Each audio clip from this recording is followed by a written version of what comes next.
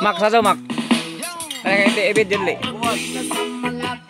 Alas 12 ang gabi. Nakilala ko tuloy itong magandang mamain na nakabibigani sa aking mga mata. Muna ang bagong amigo, guys. Taga Cebu. Nana po may bagong amigo. Nasang amigo sa kay wala naman may amigo na. Nalain mo siyang kolor. Kami dali sang bye mga guys, nagkasiyahan mi na kay maghimo mig lamaw.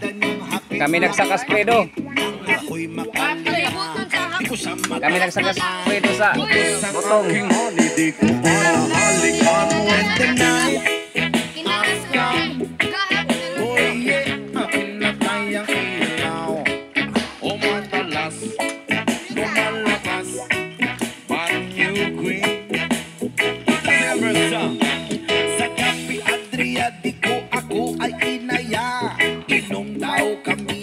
Siya ang kaya, kaya kaming dalaway uminom ng beer.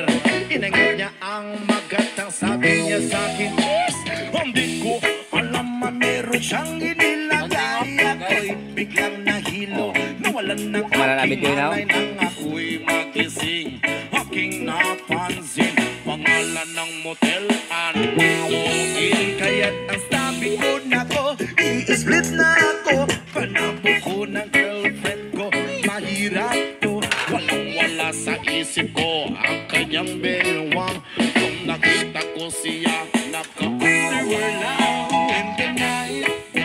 Asyan. Oh yeah, kapinatay ang ilaw. O madalas, lumalabas, banyo queen. Take it to the verse. Mak. Sasa. Ah, Duterte ya, Duterte. Ano ba niya upload ni? Para kung nasa Roppongi, pinatay niya ang ilaw, tinbinuksan ng bisindi. Doon sa kanyang kama, kami ay naiga. At ako ay nagulat, ako'y nabigla. Ako'y nanginginig, pawis na pawis. Inutok ko, pinasok ko, inuwang walang labis. At ang sabi niya sa akin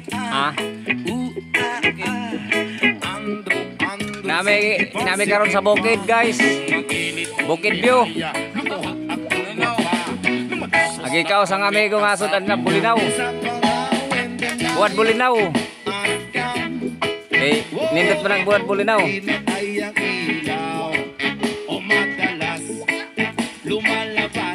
Wabang ko puro hunas, guys, nginas ko kay kuan.